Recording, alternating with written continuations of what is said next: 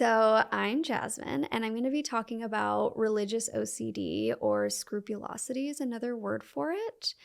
Now, I do want to preface by saying that this is just one category of OCD. Now, OCD, it's defined as obsessive compulsive disorder. I'm pretty sure that they've changed the name now, but that's what I was diagnosed with, so that's what I'm going to call it. Now, OCD is essentially an anxiety disorder that causes repetitive, intrusive thoughts that can also cause repetitive compulsions. And you can have OCD to literally anything. And the most common ones I'll kind of briefly touch on, but the most common ones are contamination OCD. So people that have this anxiety over getting sick or germs, things like that. There's also intrusive thoughts OCD, where you have these almost like disturbing or distressing thoughts that keep popping up in your head, and they're very, very repetitive. And you're almost like, why am I thinking those thoughts? Like, that's not who I am as a person. Right. It goes very much against who you are, and that's why it's so distressing. And then there's also OCD towards like being poisoned, right? They have a fear, or these people that have this type of OCD have a fear of being like poisoned, so they can't like leave their open drinks places. Anytime they put their food in the fridge, it's almost like they can't touch it again because they're afraid like someone has poisoned it. So it's a lot of these fears, and an OCD really builds off of it. It really feeds off of these fears. So I just wanted to preface that. Now, my OCD is religious based. So it's almost this fear of sinning, and it becomes very obsessive. And you have to imagine that religion is something that people base their morals off of. It's something that they base their life off of, and it can be something that you become obsessed with because you want to make sure that you're living your life the right way. You're living the life that other people in your religion want you to live, and it's a lot of pressure that you can put on yourself, even if it's not coming from other people. I know that a lot of people develop scrupulosity because their parents or their family pushed it on them so much. For me, that wasn't the case. My family did not push religion on me at all. We went to church, my brother and I, probably until we were like 6 or 8. And then my family was kind of just like, you can make your own decision, right? If this is something that you want to continue to do, you absolutely can. And I did. My brother, not so much, but I kind of still went down that path, but I wasn't like super like in depth in my religion. So it's kind of odd why I developed this obsession over it, but we'll get into that in just a second. So my first type of OCD started as contamination OCD. So I was very, very young. My first memory with it is being in a grocery store, and I was with my dad, and there was like a display of like all the candy bars by like the checkout area. And I remember like as a kid, I'm really short, so I'm looking at like the candies that are more so towards like the ground. And I remember like thinking in my head, because I grabbed a candy bar and I was like, I feel like the candy bars that are closer to the ground are dirtier. Like there's a lot of germs, even though that they're wrapped. Like I feel like I shouldn't be eating that because they're so close to the ground. Like something must be wrong with them. And I remember like just like letting go of that candy bar, putting it back, and like I just felt like gross. Like my hands like felt like there was like a bunch of germs on them, and I was very, very young. I was probably like 8. And that was like my first intrusive thought that I can pinpoint, that like I got this like anxiety over germs and just like contamination, and it started to just freak me out and cause a lot of anxiety. I just didn't know what that was at the time. And remember how I said that OCD really builds off of fears? And for me at the time, because I was so young, my biggest fear was getting sick. I was a kid. That was like the only, like, that was the worst thing that I thought could happen to a person Right. was to get sick. So, and that's for a lot of kids as well. They're not really introduced into like, the real world. They don't like see the real world type of problems. And so that's why that was my biggest fear at the time. And I started going to elementary school, and these little thoughts just kept popping up that like, I would just kind of start looking around like the classroom and just looking at things that like just seemed like dirty to me. Like there was like books that were like on bookshelves that the teacher just had in the room. And I just remember thinking like, oh, like how many kids are touching those things? Like I don't want to touch those things. And if I do, immediately wash my hands. Like it was such a weird thought as a kid because most Right. kids don't. Yeah, because you're so young to be thinking Yeah. about those things. Exactly. Like kids don't really have those thoughts. Kids go play in dirt. Kids go, they don't care. They have like sticky hands all the time. Like, and Yeah. I was very much someone that like wanted to be clean. I just wanted to be clean all the time. And I remember also a thought like the teachers just let a bunch of us go to like the restroom. And I remember like walking into this restroom and there was like a brick wall. And as a kid, I was always like, I don't know, just like touch things. And so I was like running my hand against like the brick wall. And I remember I just like was looking at my hands and I'm like I'm going to get like really sick from this. Like I had this like intrusive anxiety filled thought, like I'm going to get sick from this. I'm going to die from this, like from touching this brick wall. Like I need to immediately wash my hands. So I did. And then I was like, that was the first time that I was like, what's wrong with me? Like, why am I, my friends don't think this way. Like, why am I thinking this way? And again, like, I try to pinpoint where this OCD started from, but I really can't. Like, it's not like any of my family had OCD.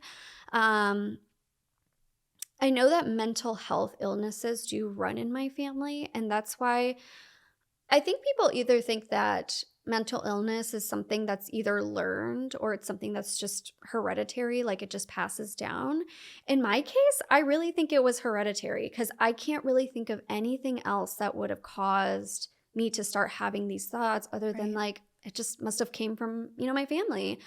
Um, and so after that, I started, growing up, but still in my like later years of like elementary school, I still had this like contamination OCD, this fear of like getting sick. And it started getting really, really bad where I just like was continuously washing my hands. I just like didn't want to touch anything. Like I just like I felt like I wanted to be like in a hazmat suit all the time because I was just so afraid of getting sick.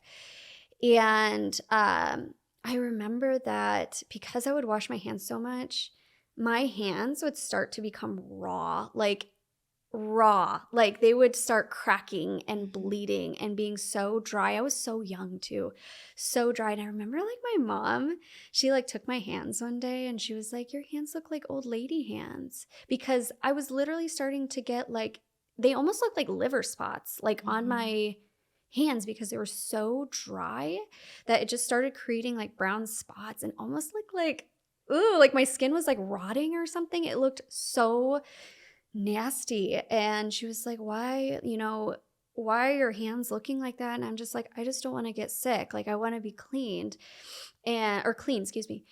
And my mom was just like, it was her first introduction. And my mom does come into play like later in this story talking about scrupulosity. But this was like her first inclination that like, something's wrong with my daughter. Like, why is she like thinking like this?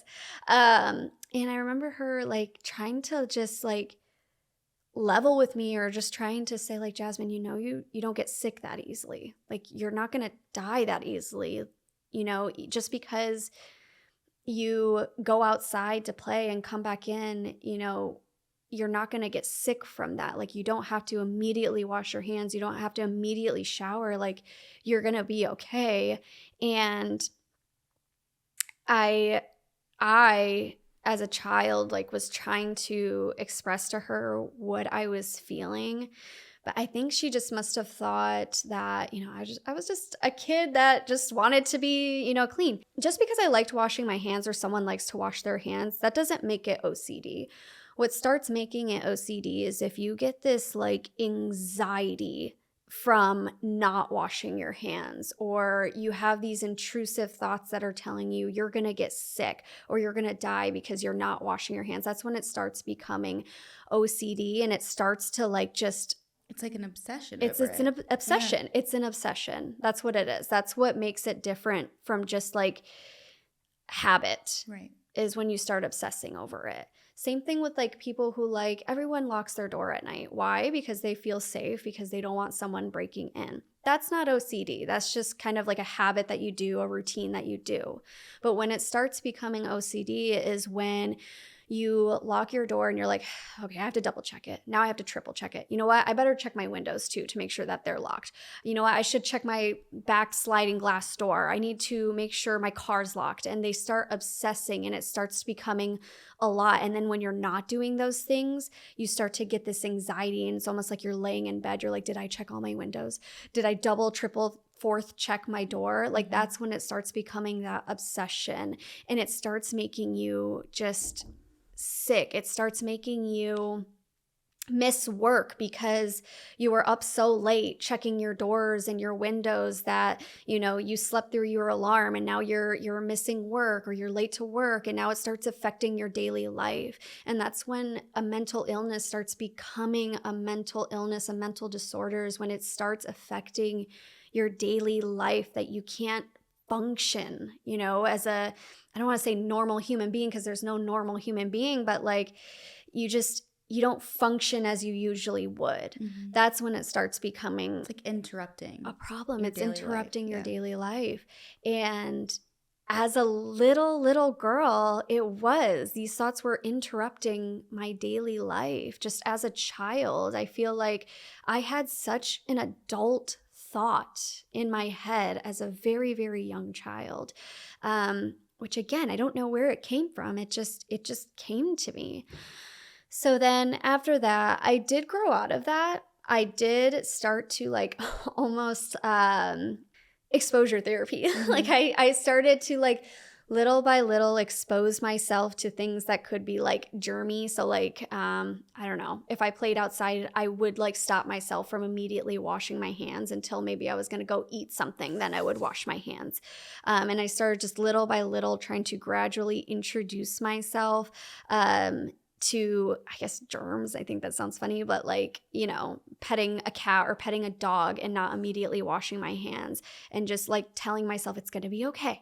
It's going to be okay. Okay, what's the worst thing that can happen? Okay, you get sick. We'll deal with it when it comes. But, let's just kind of see how this plays out. And that worked for me. I'm not saying that will work for anybody else. And but you did that all on your own? I did. And that's something that's going to be very prevalent in this story, is I did a lot of these things by myself. I was struggling with a lot of these things by myself because I didn't know how to explain myself. I didn't know how to explain the thoughts that I was having. I also had this like overwhelming fear that if I did tell someone about it, medication or mental health institution. That's what I thought was going to happen if I told anyone about the thoughts that I was having. And I did not want either of those things. I did not want medication. I did not want to go to a mental health institution, because for me, that would tell me that I'm crazy. That's what I connected those things with, which not necessarily. And I don't want anyone to think that because you're on medication or because you go to a mental health institution that you're crazy, but that's just what I thought. That's what I've seen in movies and in shows. So that's what I thought was going to happen. So I kept everything to myself. So when I was explaining these things to my mom, it was very just minimal things, or things to my dad too. It was just very much like the surface level of what was happening. So I think that also kind of made them think like, oh, it's not really a problem. Like, I think she's handling it. She'll grow out of it. That's another thing too, is when I was expressing these things to them, because I was so young, they're like, she'll grow out of it. It's probably just like a thing that she's obsessing over as a kid. So coming more so into middle school, I grew out of the contamination OCD, But I started developing other types of compulsions and obsessions. Like that was still lingering. The OCD was still there. It just came in different forms. So at this time, now it kind of turned into more so of like the intrusive thought OCD of like if I didn't do certain things, I truly believed that either I was going to die or my family was, or like someone in my family was going to die if I didn't do a certain action, if I didn't for example, like and it's going to sound really crazy, but I like believed that if I didn't like brush my teeth like continuously for like 5 minutes and I like stopped in the middle of it, I truly believed like my whole family was going to die. Like something was just going to happen to them, that they were all going to die. And these thoughts are obviously very irrational. And what's crazy for a lot of people with OCD, it's like they know these thoughts are irrational. I knew that that wasn't going to happen. Like my family wasn't going to die because I didn't brush my teeth for, Right. a certain period of time. But it's almost like this thought of like, but what if? Yeah. Like, what if you don't brush your teeth for this amount of time and your family does die and you could have done something to prevent it? Might as well just do it to be safe. Might as well just, brush your teeth because that's the least that you can do. You're saving your whole family. So that's kind of what would replay in my head every single time. So I started obsessing over brushing my teeth. I started back up with the washing of the hands. I started washing my hands, all the time. I started obsessing over drinking a glass of water before bed because I believed if I didn't drink the right amount of water before bed that I was going to get dehydrated and die in my sleep. Like that's what I was telling myself. And it doesn't make sense. It's strange, but it's just like, again, it's a fear that it attached to, and it just kept replaying and replaying and replaying. And what a lot of people will kind of, hear this and say like, well, why didn't you just not do those things? Like if you knew that they were irrational, why didn't you just like, you know what, tonight I'm just not going to drink the glass of water, or, just stop whenever you wanted to and just kind of set your glass down and go to bed and just force yourself not to get back up and drink that glass of water. And for me, I kind of explain it like how it's kind of this, it's very similar. I don't want to say the same thing, but it's very similar when you ask someone who struggles with Tourette's. A lot of people's questions to those people with Tourette's is, why don't you just not do those tics or those actions, right? Why don't you just stop yourself from doing them? And they'll explain it like, because if I don't, it's like almost, it's like overwhelming. Like it kind of feels like someone's just like squeezing you, or just like you get so much anxiety that it becomes unbearable that you just have to do it. Otherwise, it's not going to relieve this feeling, this like uncomfortable feeling. And that's what happened to me, because trust me, I tried. I would try to just like leave my glass of water on my nightstand and like just lay in bed, and I would sit there as long as possible. But it was just like these thoughts kept coming in, like your whole family's gonna die, your whole family's gonna die, your whole family's gonna die. And I'd be like, okay, fine, I'll just drink the water, like just to like quiet down these thoughts. And I think why people with OCD, when it starts to become really, really bad, they start thinking of ways to quiet it. They start thinking of, suicidal ideation. And it's because like these thoughts are so loud that they just want it to be quiet in their head. And I like to explain it like someone that doesn't have a mental illness, the noise level in their head is almost like the same as if you were in a room with two other people having a conversation. Like it's not that loud, it's just kind of like some noise in the background and that's it. But for someone that has like OCD, these thoughts start becoming so loud that it's almost like you're in a high school assembly. Like that's the noise level in their head. It's so loud. Mm-hmm. And you're just like, how can I quiet this? It's so loud. So it's either just dealing with the noise or just doing these compulsions to quiet it down. So that's why it just starts to become repetitive and repetitive and repetitive. So I had that. And then I also, I had this obsession with my door. And it's so strange, but I had this obsession with my door.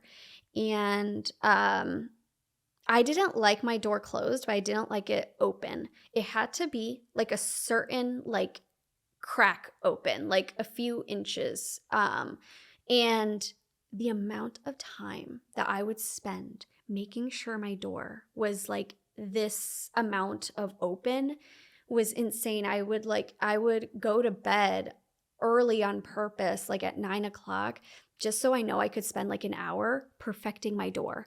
It's crazy. And it's what's so wild is like my mom and my brother didn't know this was happening. Like they were like downstairs, watching TV or doing like their own thing or maybe getting ready for bed, but they didn't know I was like spending this amount of time making sure that my door was open a certain amount. Okay, this thought is kind of crazy, but it was the thought of like, if my door is not open a certain amount, all the air in this room is going to get sucked out and you're going to die of suffocation. That's what I would tell myself, is that I was going to die of suffocation if my door wasn't open a certain amount. And if it was open too much, I believe that someone was going to break into my house and find my room, and because my door is the first one open, they're just going to come into my room.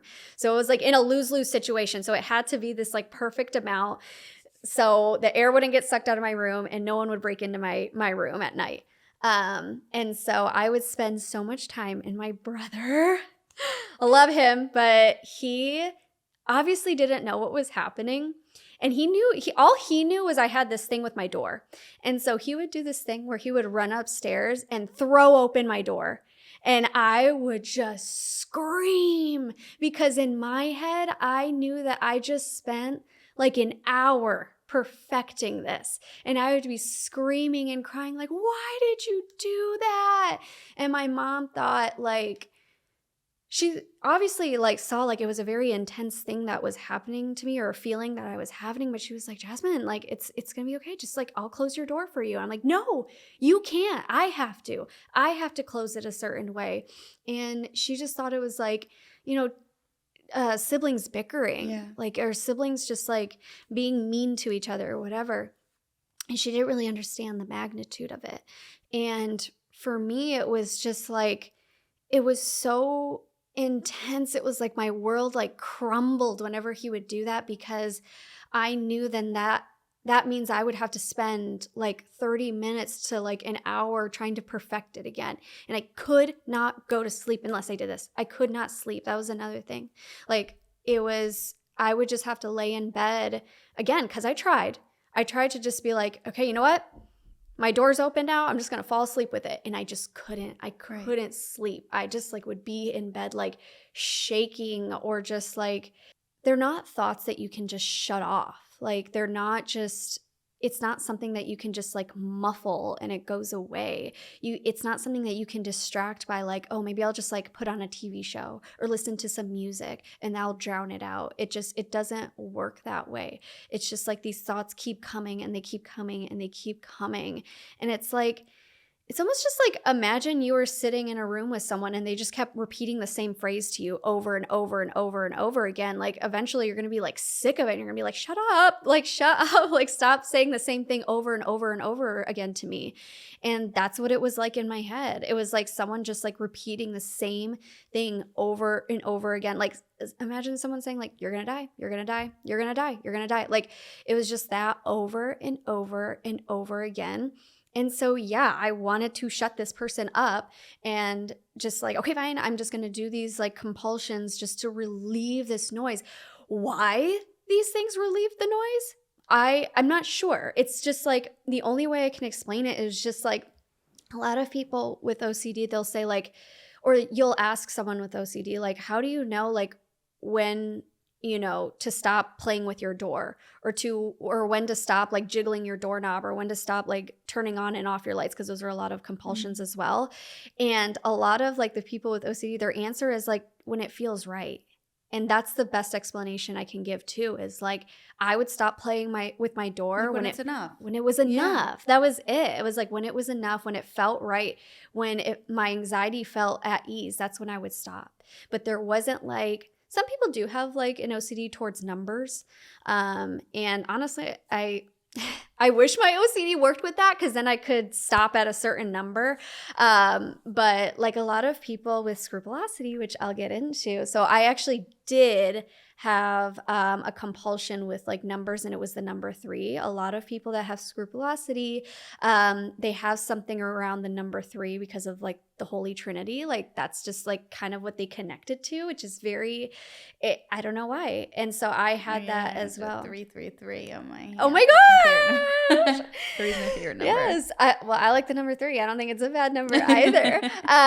But yeah, we'll kind of get into that in just a second. But so yeah, I just wanted to explain that it's not something that can just be shut off. It's not something that you can just go to them and just say like, well, just stop doing these things. Just stop thinking these thoughts and you'll be fine. I wish I could. I wish. I really wish. That's why I do these compulsions, to just shut it up. But so then that was mainly my middle school years. And the thing is during this time in my life, my compulsions were very much behind closed doors. I was still able to keep it very much to myself, very much fly under the radar with it. It really didn't, it would like occur in school, but I was so distracted in school. I had like all my friends, like I had a bunch of activities that my mind was too distracted to kind of like think of these thoughts.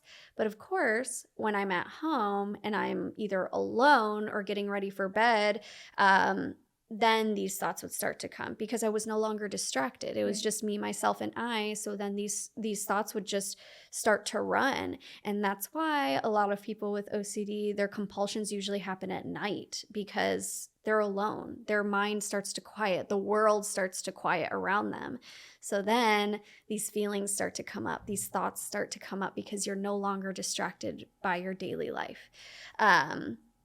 So towards the end of middle school, I was told by my mom that she was moving and that I was coming with her. And I was devastated. I did not want to move because she was moving about like 2 hours away from my hometown. And it was because she had just gotten remarried, and my stepdad, whom I adore, I have a great relationship with my stepdad, my father, my biological father, and my mom, my whole family. I'm very, very close to them. Okay, so I don't blame her for wanting to move, with my stepdad because of his work. Like, of course, why wouldn't she? She just got remarried. So in this moment, she also decided that I was going to move with her because she just felt that that was what was best for me at the time.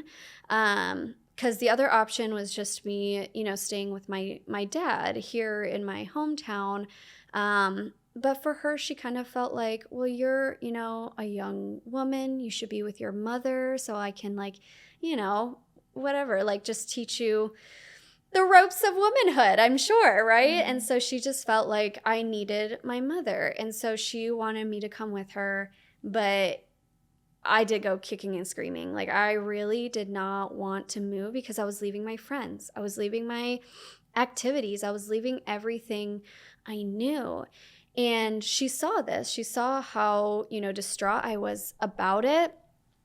But I think I give her sympathy because, again, my mom's living this life for the first time too. So she just felt that this was something that was going to be best for me. As a mother, this was her decision, number one. Number two, I think when she saw me being so distraught, I think she kind of just looked at me as like a teenager that I wanted to stay with my friends and I want to stay, in high school. Like, I don't want to move and make new friends. Like, I think that's kind of what she saw. But also I think in her head, she was like, kids move all the time. Like, parents move their kids all the time. Why is this going to be such, a big deal? And I think she kind of felt like I would just grow out of it. Like, eventually I would move. I would enjoy the area that I'm in, make new friends, and that would be it. But I was moving during a very pivotal point in my life because it was at the end of 8th grade. I was going into freshman year of high school. So usually kids are moving with their middle school friends to high school and starting this new chapter in their life, starting to think about, what they're going to do in high school. And it was going to be all brand new for me. I had to like start over.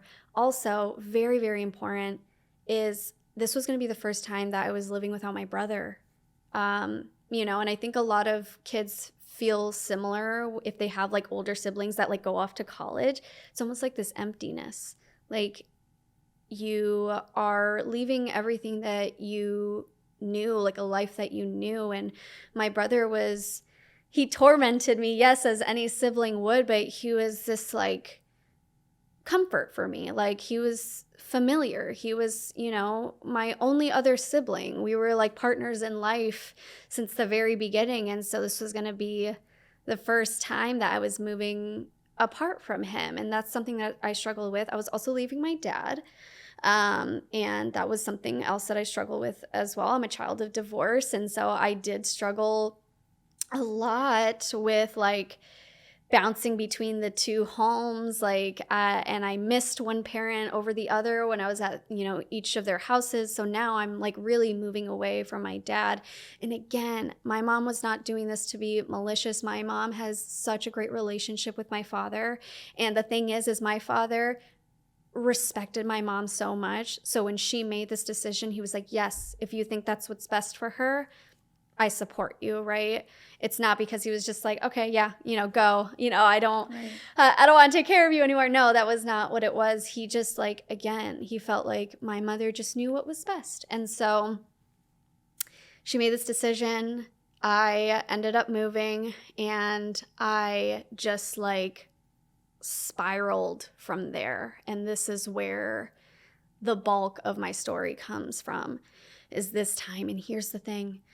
I moved, and I only moved to this area. So it's called, I moved to Royal Oak. It's called Royal Oak. And I moved to Royal Oak for not that long because, again, I never felt comfortable. Like, I never got used to it. I never got used to moving there. I was so, so sad when I moved there. And my parents could see it. They saw that I was so, so sad moving here without any of my friends, without my brother, without my dad. I was so sad. I wanted to go back, and I just like repeated that to my family, my parents, my mom and my stepdad. I want to go back. I want to go back. I want to go back. I want to go back. I would just not quit. I was just like, I want to move back. Like, I don't know why this decision was made. Of course, as a teenager, I'm like, why me? Like, I wanted to stay with my friends. I wanted to stay at my high school. And again, I felt like my parents, they just were, they thought she's just a teenager. Like she's gonna like not conform, but like she's gonna like feel comfortable here eventually, and it'll be good. And I really did not quit. I did not quit. And I was so lonely, I think was what I was really struggling with. Being in this new place, a new environment, a new town, like it was very, very different. I knew nothing. I didn't know anything here. So it was just something that I was trying to get used to. I moved like during the summer, and so I was about to start school, this new school. And throughout the summer, I didn't have friends here. So I just spent a lot of time by myself, with myself, and that was it. And that's something really dangerous for someone that has OCD, because they spend so much time by themselves that they spend a lot of time in their own head. Mm-hmm. And I just started, like the compulsions that I had in middle school still carried on here. I still had like a thing with like my water and the way that I drank it. I still had compulsions with washing my hands, brushing my teeth, all those types of things. Light switches were, something that I obsessed over as well. Doorknobs, locks, things like that. I would have to keep touching these things until, again, it felt right. I felt like I could stop. But I was really sad. I wanted to go back, and trust me, it's not like my parents saw this and just ignored it. They truly, and this is where, like, again, I have this sympathy because they really did everything to try to make me happy, to try to make me feel comfortable here in this new place. And they bought me a dog because I just, like, again, I think they could see that I was really lonely.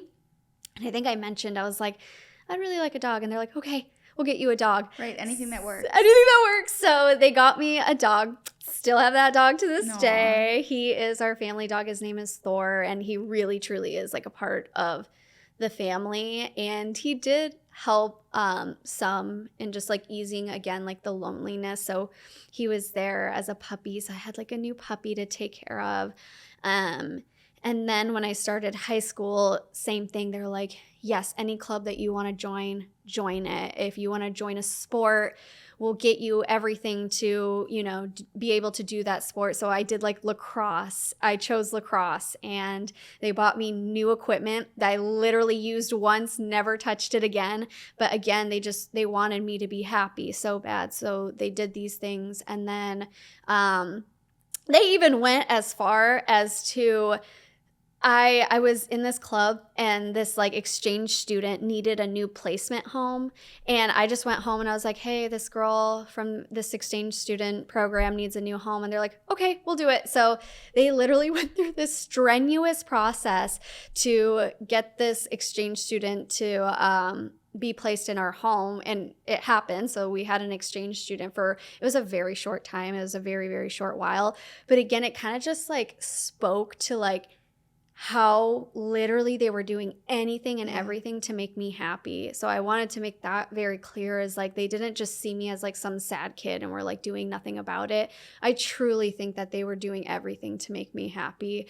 But they just didn't understand that it was much more than just those things that I needed.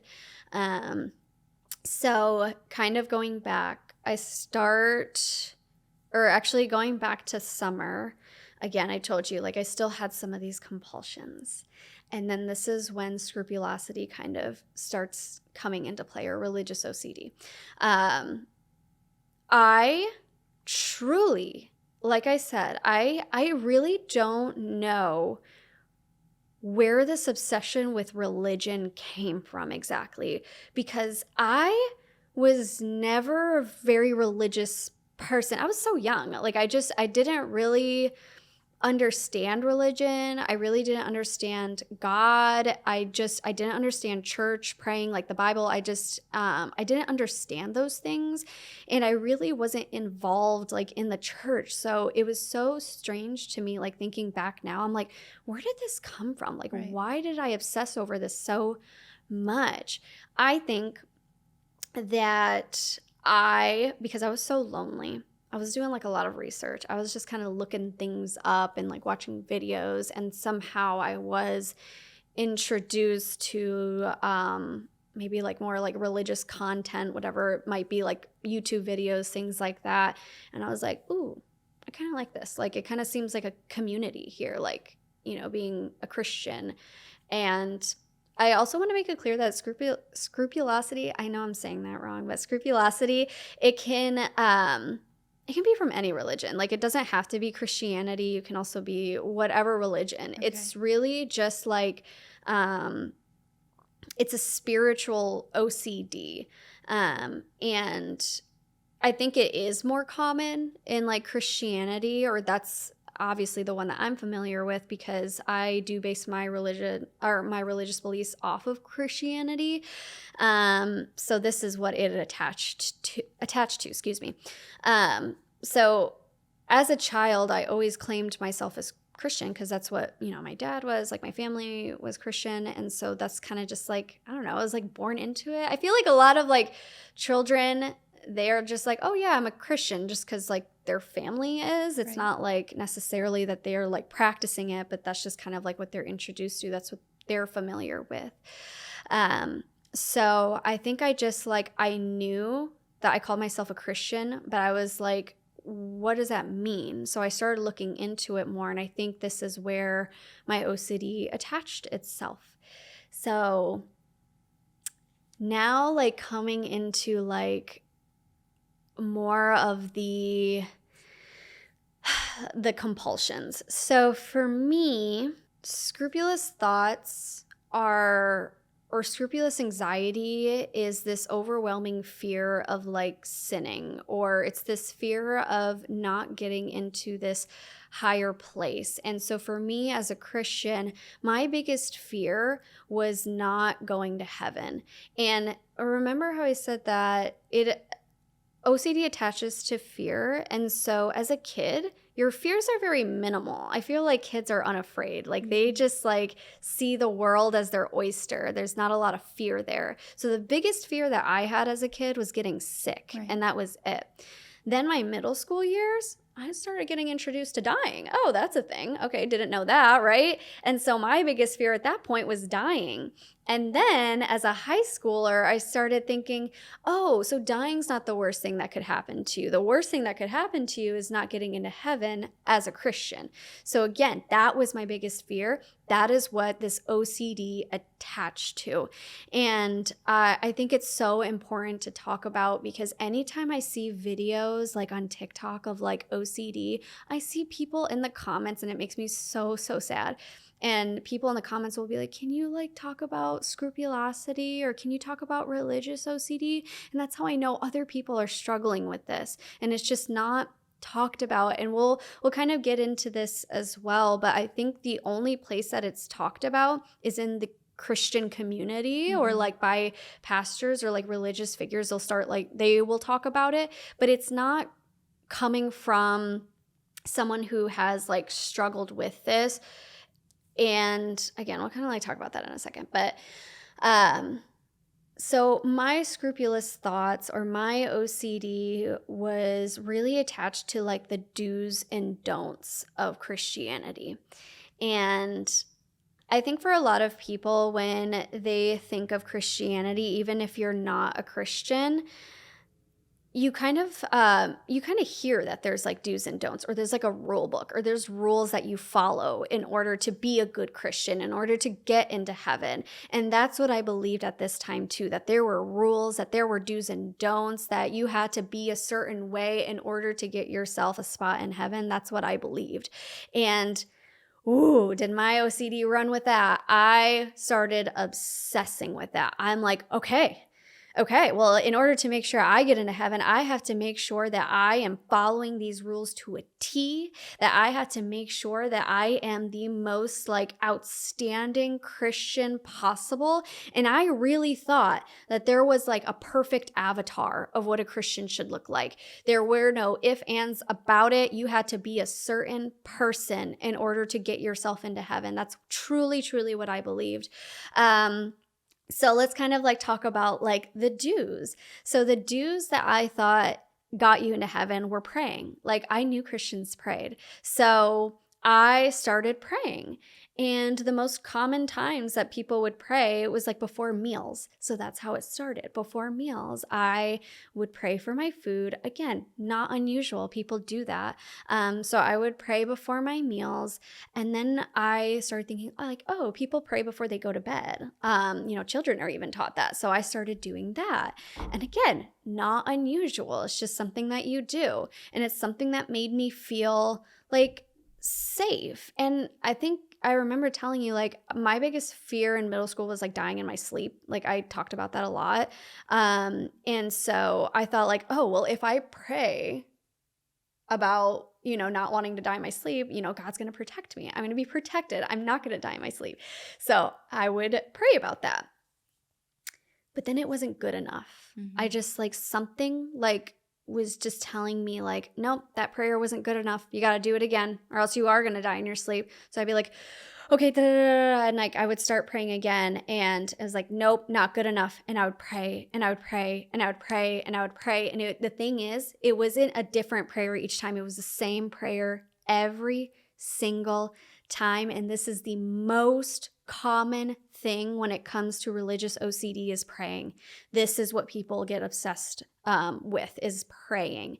And so now it's almost like these repetitive thoughts are coming out. Like you're just repeating these thoughts over and over and over and over again. And same thing with my meals. It got to a point where like I would just like I couldn't like eat until like my prayer was like felt right. And I would just keep praying and praying and praying and praying. But one thing I told you was like I was really good at hiding this. And so I would eat with my family all the time. And so I had to be really, really sneaky on like how I would pray. So they would kind of like see me like fold my hands and I would like pray and they kind of just like, oh, like maybe she's just like exploring religion and this is just something like she's interested in now. But for me, I knew like, oh, my family's going to think it's weird if I'm like, I keep like, needing to pray and like, cause they're just thinking like, oh, it's just going to be one time. So I would get these like urges, like I can't eat until like my prayers are right. So I'd be like, oh, I'm going to go to the bathroom really quick. And I would go to the bathroom and I would be sitting in the bathroom just praying and praying and praying and praying and praying until it felt right. And then I could come out and actually enjoy my food. And that's kind of like how I would be sneaky about it is I would just like leave the room, pray and come back. So they just thought like, oh, she's going to the restroom. So they never really saw it. I tried to make sure that I hid this as well as possible. Again, at some point, I started realizing this was a problem. And I started realizing like, oh, my parents are going to notice this is a problem. So I'm most likely going to get on medication or they're going to try to take me to therapy or they're going to try to take me to a mental institution. So for me, I was like, I got to hide this. I got to hide it and I got to hide it well. And then it got to a point where praying before my meal wasn't good enough anymore. Now I had to pray before every time I took a bite of food. And then it got to a point like if there was a bowl of chips, I had to like pray before every chip that I put in my mouth. If I had a stick of gum, I had to pray before I ate this stick of gum. And again, the intrusive thought would come, and that intrusive thought was like, if you don't pray and your prayer isn't good enough, you're going to go to hell. That's it. Like, that's just what's going to happen to you. And that thought would repeat and repeat and repeat and repeat. And I would be so scared that like, cause I have no idea. And that's what's so hard about scrupulosity or religious OCD is like, you can't just go upstairs to God and be like, hey, is this true or not? Like, cause it just doesn't work like that. So it's like you're having this internal battle and you almost just like, you have no one to talk to about it. You can't go to God directly and be like, hey, am I really going to go to hell if I'm not praying before every single chip that I put in my mouth? So you just kind of convince yourself that that's what's happening or that's the rules. So then that would happen. And now let's talk about some of the don'ts. So some of the don'ts to like Christianity are like the very basic one, like, oh, you're not supposed to curse. So again, I took that and I ran with it and I started thinking like, oh, okay, I'm not supposed to curse. So I probably shouldn't hear anyone else curse. So I started avoiding music that had curse words. I started avoiding TV shows that had curse words, movies. I started like separating myself from people because I don't know, like in our society, like kids, especially in high school, they're swearing all the time. Like it's just like a thing. And so I tried to like almost like separate myself from people because I could not hear curse words. And if I did hear a curse word or somehow I accidentally like, swore myself, I would literally have to go into like this spiritual warfare and like pray for the people that like swore and like pray to God for forgiveness on these people, pray for like my forgiveness that I heard it. Like it started becoming so bad that I would just like literally have to be like, I'm so sorry, God, that I heard these swear words. I'm so sorry that these people swore in front of me. Like, please forgive them. Like, I felt like it was my duty to literally save all of humanity or everyone who has ever said a curse word in their life. Like, it was such like this pressure on me. Imagine putting that pressure on you, like that you have to like save all these people. That's what I believed, is I had to save all these people. And if I didn't, ooh, you're not getting to heaven. You're not a good enough Christian then. That's what I would tell myself, repeating that to myself. And that's what took me to that dark place, is because I was telling myself that God hated me. Like it was either that it was like a lose-lose situation for me, because it was like if I prayed but my prayer wasn't good enough, God hated me. If I didn't pray at all, God hated me. So I had to do like one or the other, and it was never perfect. It was never perfect for me. And that's what was really, really difficult. So the cursing was one of them. The color red. And that's why I'm wearing red today. I could not look at red. I could not touch anything that was red. I could not wear anything that was red. Like, I couldn't eat foods that were red. I had to avoid the color red. And I remember someone on TikTok talking about this, but the reason, it's such like, again, an irrational thing. But the reason why I had to avoid red is because when we think of hell and we think of the devil, what is he usually the color of? It's red, right? That fire is the color of red. So I immediately connected these two things with evil. And so I had to avoid all these things. And again, if I didn't, I had to pray about it. I really did. I had to pray about it to make sure I was forgiven, to look at the color red. Imagine how many things in the world are red. So you have to imagine I was praying a lot in my head all the time, constantly. And it got to this point where I was praying in my head constantly. You would be looking at me, talking to me. I would not be listening to you, because I would just be praying in my head over and over and over again to try to like release this anxiety that's in me. I was like truly a shell of a person, and I was living in my own head. I felt so suffocated. And again, you have to imagine it's like you're just going about life with someone following you, repeating the same thing over and over and over again. It's going to drive you nuts. It's going to drive you nuts. And I was driven mad with this. Like, these thoughts were just all encompassing. Like, I was so tired. I was so tired because and mentally drained. I was so drained. And it's crazy because I'm not doing like anything physically like strenuous. It's all in my head. It was all in my head. But, again, people have to understand that thoughts are tiring. Thoughts are tiring. And especially thoughts like that, they become very, very exhausting. It just felt like at the end of my day that I had ran a marathon. Like, I was so exhausted. But again, there's no plug. There's no just anything that will quiet it. It's just like you might be relieved for like 10 minutes, and then it just starts over again. The next time I see the color red, the next time that I hear a curse word, it just all started again. Some of my other compulsions were numbers. So you can probably imagine which number was a big no-no, and that was the number 6. I could not look at the number 6. I couldn't do anything in the number 6, like any actions that had to do with the number 6. If I had like a receipt and it had like a number 6, I had to like purchase something else because the receipt had to be a number that did not include the number 6. Like, I was so deathly afraid of that number. Like, it was insane. Same thing. To relieve that anxiety, I would just start praying again. So for me, like, the solution was always praying. That was the thing that relieved these intrusive thoughts, were praying.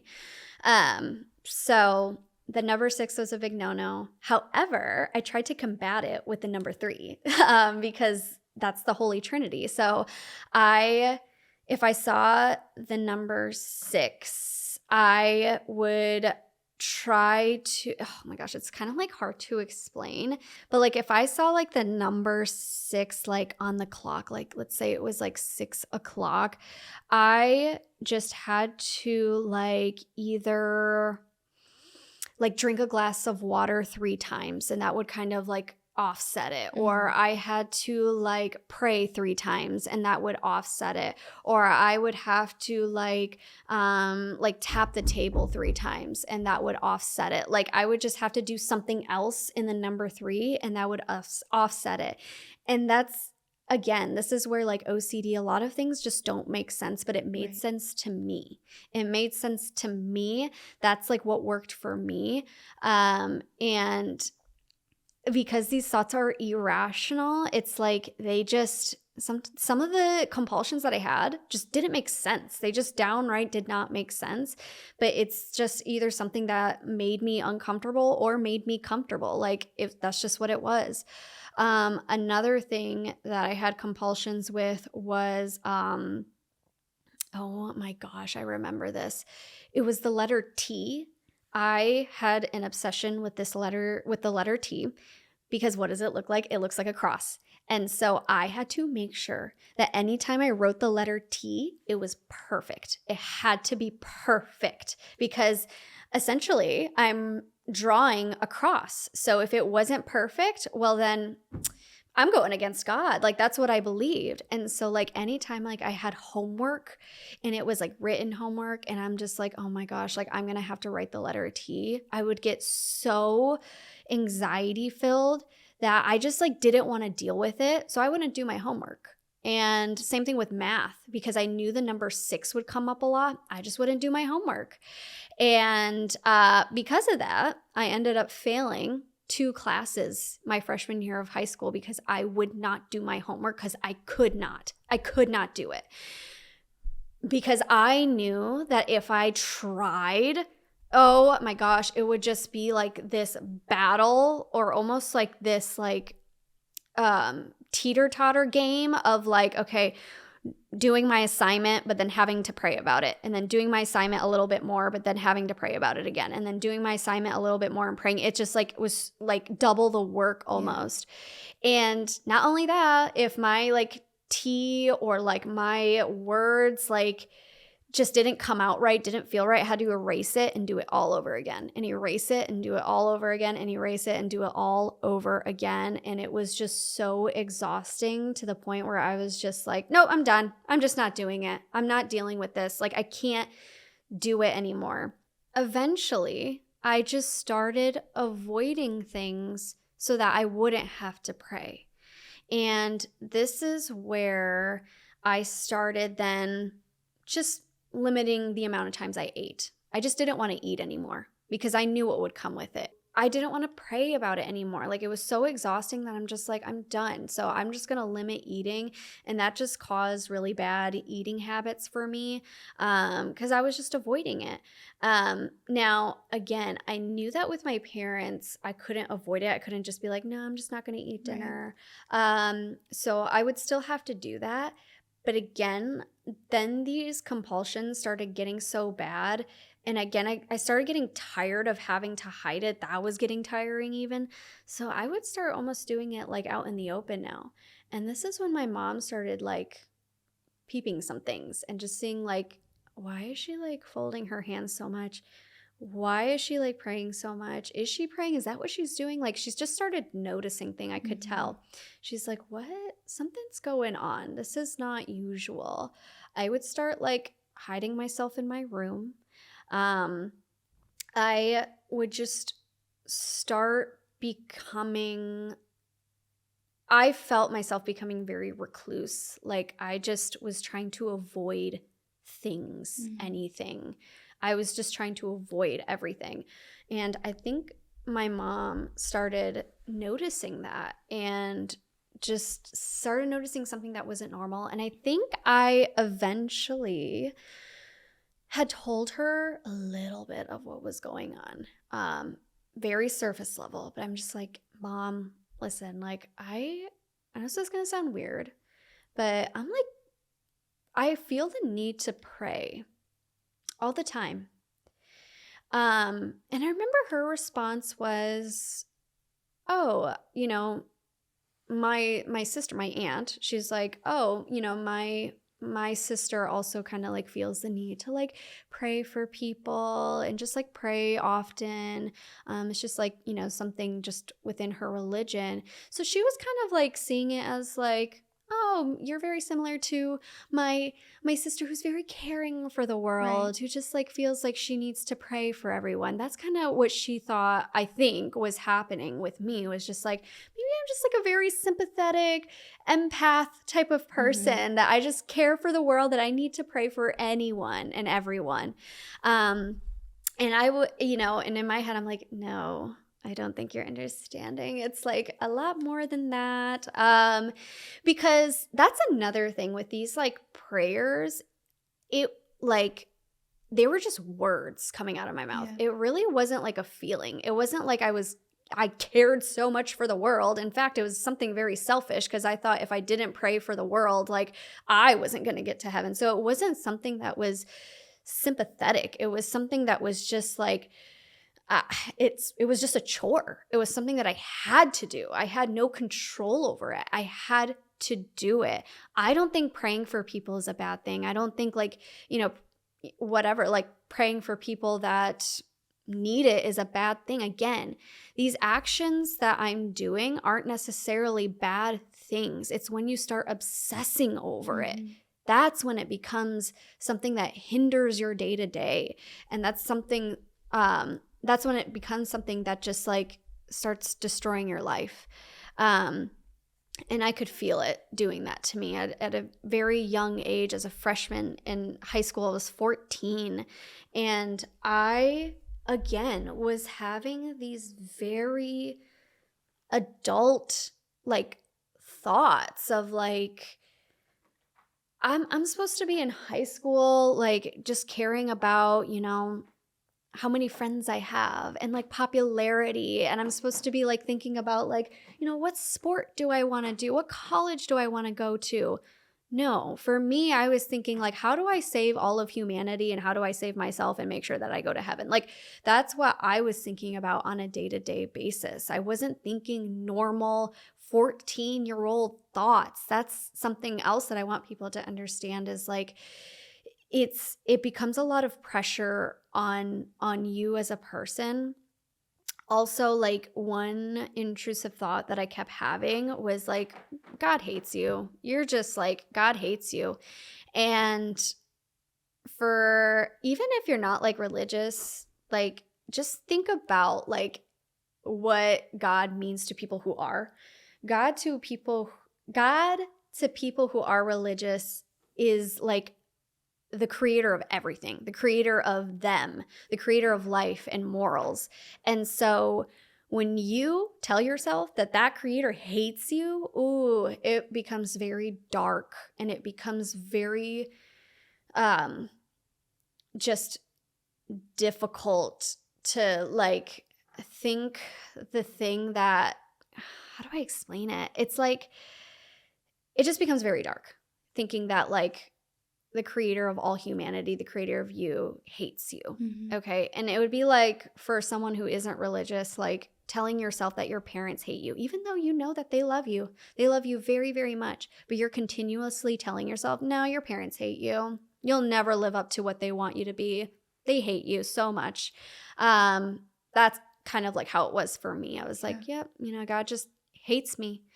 No matter if I pray, no matter if I don't, no matter if I, do these things that are morally right or not, he hates me. And that's what I just kept telling myself. And it was getting to the point where I just kind of like accepted that I just like, I'm just hated by God. Like that's just, where I'm at in life. And it became very, very, very dark. And, again, it was it was feeling so overwhelmed with these thoughts and like the noise level was so loud. And this is when I started like thinking, I was like, what are ways to like stop this? Like, can I ever stop this? Will I ever heal from this? Will this ever be something that I don't have to deal with? And then I started thinking like, it would be like so nice to just like have silence and peace. And then I just like started thinking of thoughts like, what if I like, was just taken off of Earth for a little bit? Like I could just be like, boop, like picked off of Earth, maybe like placed on a different planet by myself, or I could just be like totally quiet. And then it started getting to like, dying doesn't sound that bad. Like dying kind of sounds very peaceful. Like, I'm like obsessing, getting to God, like might as well just speed it up a little bit and get to him a little bit earlier. And this is when these like suicidal like ideation started popping up because I was just over it. I was so over it. And again, I just don't think people really realize the magnitude and the effect that these repetitive thoughts have on Yeah. someone. It's so suffocating. And so again, you're going to do all these things to relieve it. And sometimes it can just get to a point where like, what is like the ultimate relief? I'm dying. Like I won't ever have to deal with this again if I can just Turn it off. turn it off. And that in that moment was like the only way that you could turn off these thoughts was just silencing yourself forever. And I have this very vivid memory, and it was very scary. And I remember just like sitting on my floor, and I remember like looking at my closet and like having these thoughts of like, yeah, like silence would be really, really nice right now. And like just looking at this closet and just like, how would I like end it for me? Like I just started thinking of it and like started thinking of like what would be like the most quietest way? Like what would be the most peaceful way? Isn't too messy. Like and I just started having these thoughts and looking at this closet and like I I it was like in that moment I really did feel like that was the answer. But then I started battling with myself like, wait, like that's a sin too. You're not, in Christianity, you're not allowed to kill yourself. So I was like, no, wait, I can't do that. But like it would bring me peace. But like that's a sin. So it was just like I was then battling with myself on this. And so it kind of like got to this point where I'm just like, you know what? I'm gonna put that on the back burner. Like I'm just gonna like, move that to the side. And then I started feeling this like overwhelming guilt of it. Like, oh my gosh, why was I having these thoughts? And I was like, oh my gosh, like, oh my gosh, God must have heard that. Like, please, God, oh my gosh, forgive me. I didn't mean to think those thoughts. And then like my closet started becoming something that I could not even go towards now because I was like so afraid that I was going to do something to myself. And it almost like felt like, and this is literally the definition of intrusive thoughts. It's like this fear that you're like gonna do something that you have no control over, that I'm just gonna like, my body is just gonna take me to my closet and like try to hang itself.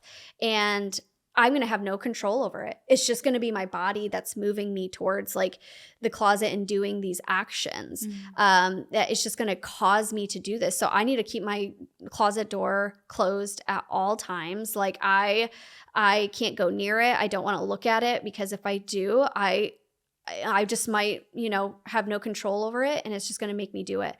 And that's again what I just started panicking within myself. And again, like I had this like overwhelming guilt of having this thought, even though for a split second it sounded very nice. And I was just like, ugh, but like I just had this battle in my head, and I ultimately, the OCD kind of took over and was like, nope, or the scrupulosity kind of took over and was like, no, you can't do that, because if you do, you're not going to get into heaven, and that's like your ultimate goal. So you can't do that. That's not an option.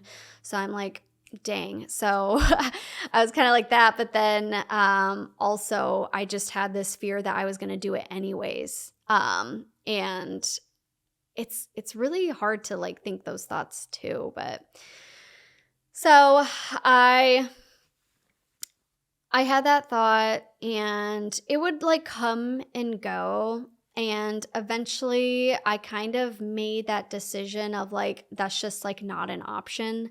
I can't do that because again, I want to get into heaven, and that's not going to be the way to do it. So I'm like, but what are other ways to like silence this noise?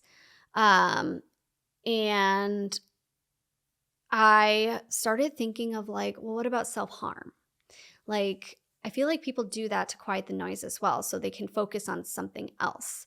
So I started thinking about that, but I'm like, but I can't, my family will notice that immediately if I start, like cutting myself. It's going to like create scars and, they're just going to notice. So I had to start thinking of other ways that I could do this, like very sneaky. And I remembered back to this show that every kid watched as a young teen.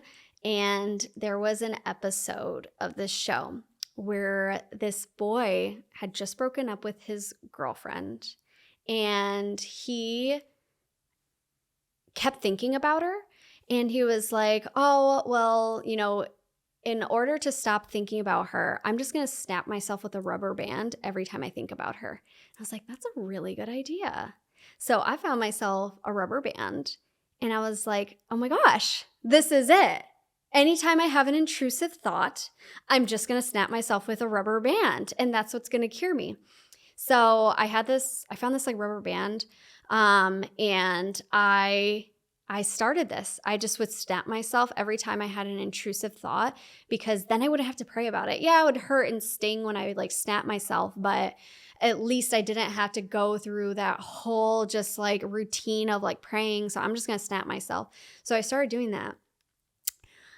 But I had a lot of intrusive thoughts all the time. So it was just something continuous that I was doing, just snapping myself and snapping myself and snapping myself.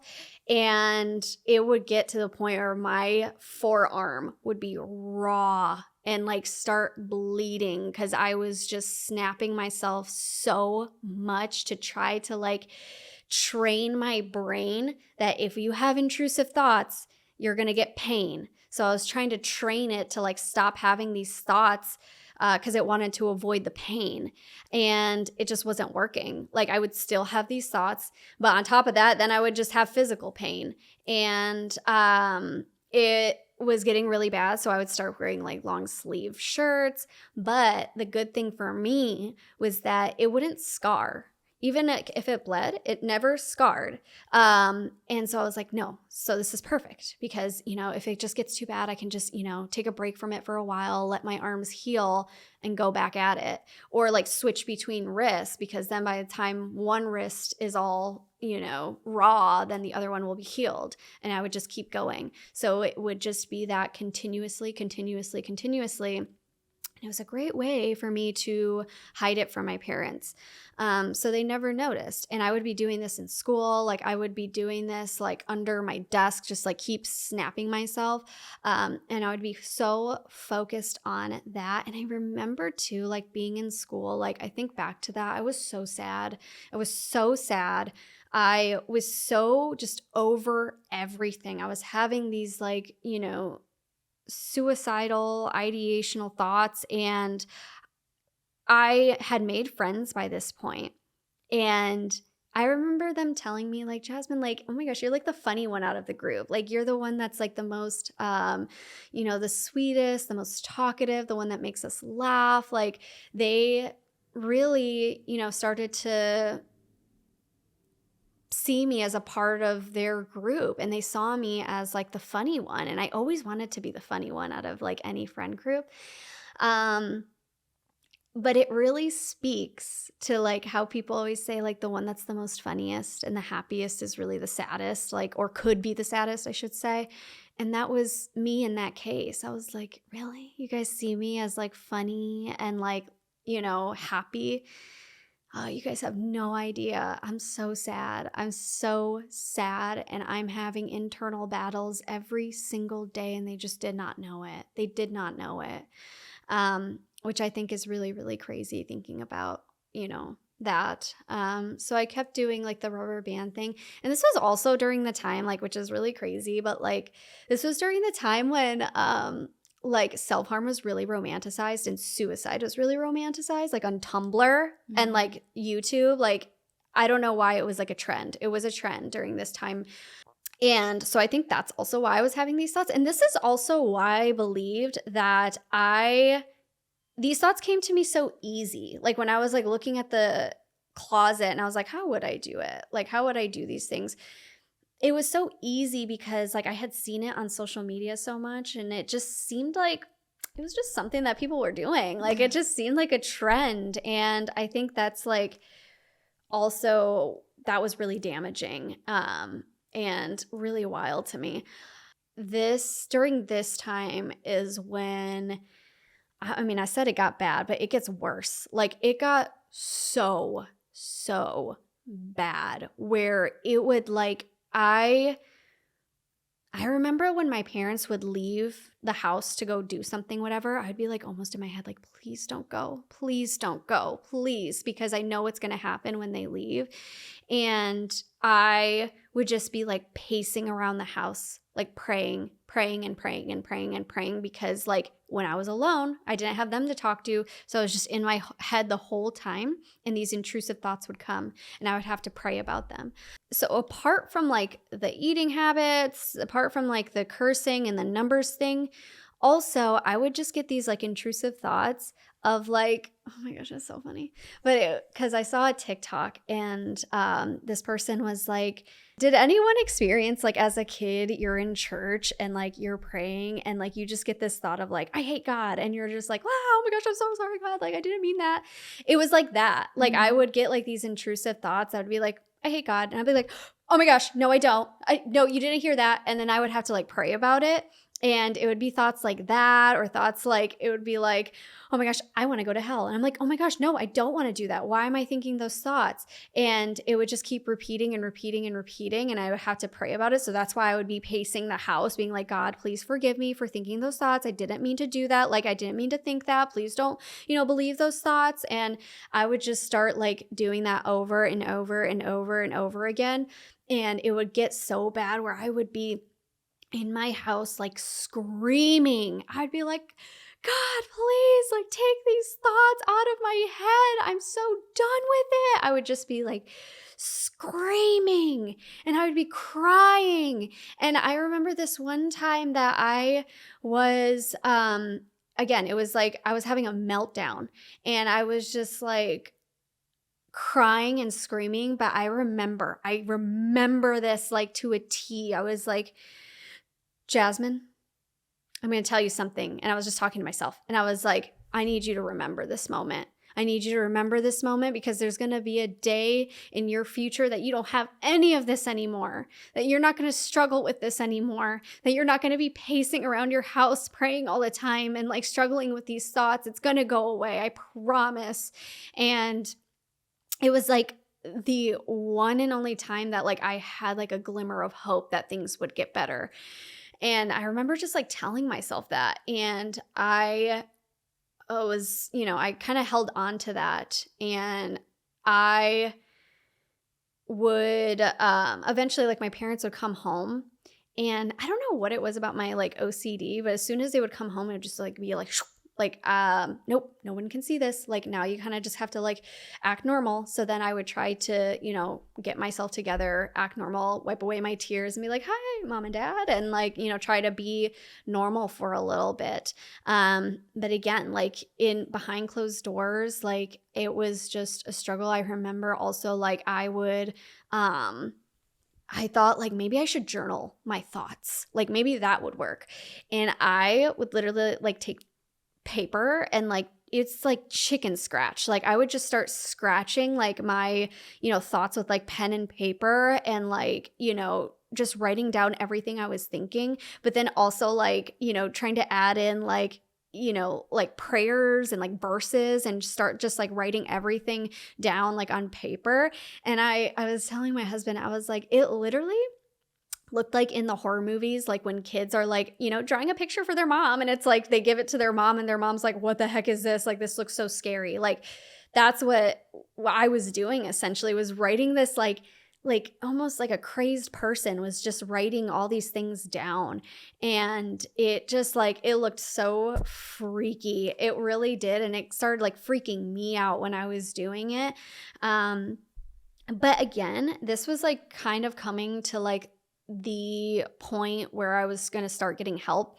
And I knew that. So I started like taking pictures of things, and I started taking pictures of like that chicken scratch that I would draw. I started taking pictures of my arms, and I don't know why. And it was from that moment that I told myself, like, remember this moment, because eventually you're going to be healed from this. I held on to that so much. So I started documenting these things. So that way I could look back on it and see how far I had come. Right. And it's so crazy that I was like thinking of doing that, but I did. So I started doing that. And I remember there was a very pivotal moment between my mom and I. And it was when I was getting ready for school. And I don't know if she remembers this, but I remember this so clearly. And I remember I was upstairs. I was about to eat my cereal, but I couldn't eat my cereal until I prayed about it. So I was like praying, but I was struggling so much, and I kept having to go, and I was like, oh, like I was just like sitting there, like, you know, with my hands folded and like my eyes closed, and I just like was getting so frustrated.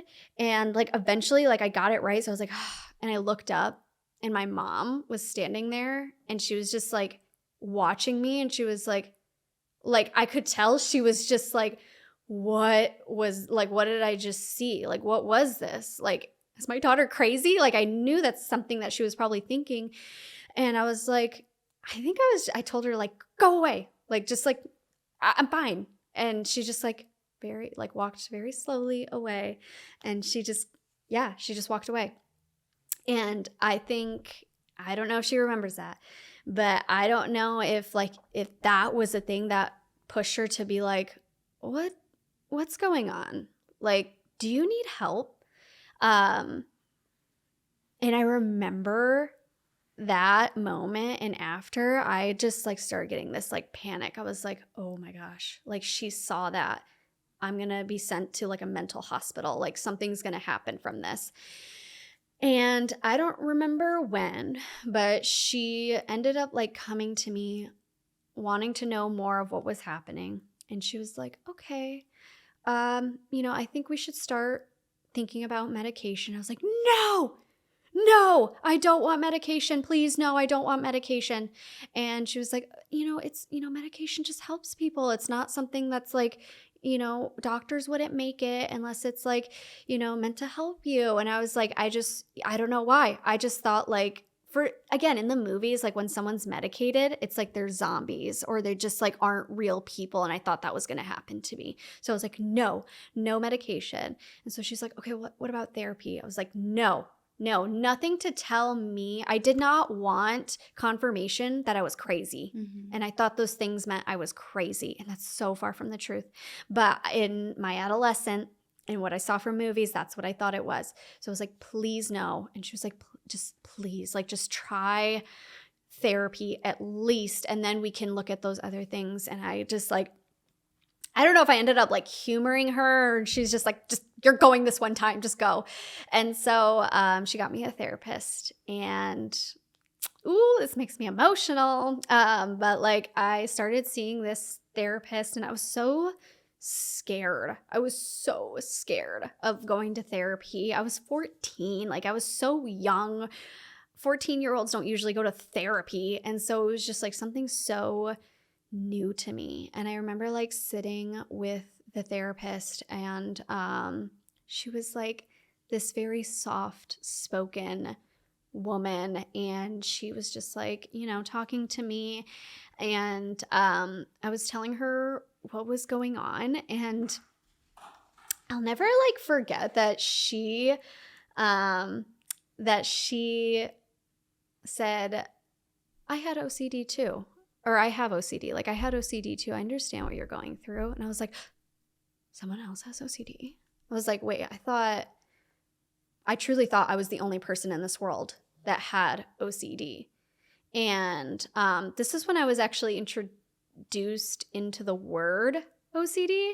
Before that, I just didn't know what was happening. Right. I just like thought I was just like struggling by yourself. Like I was just crazy. I never thought there was a definition for what I was going through. And she was like, no, I had OCD. And I was like, what? And this is when like my world was like blown. And I was like, okay. And so she like started, talking to me about it. And she was like, again, very soft spoken. And I think she understood I was struggling to speak or tell her about the thoughts that I was having because they just didn't make sense. They made me sound crazy. And so she like tried to, I remember she was like, okay, how about like you explain what's going on in your head with like a song? She's like, is there a song that you connect to that kind of relates to what's going on in your head?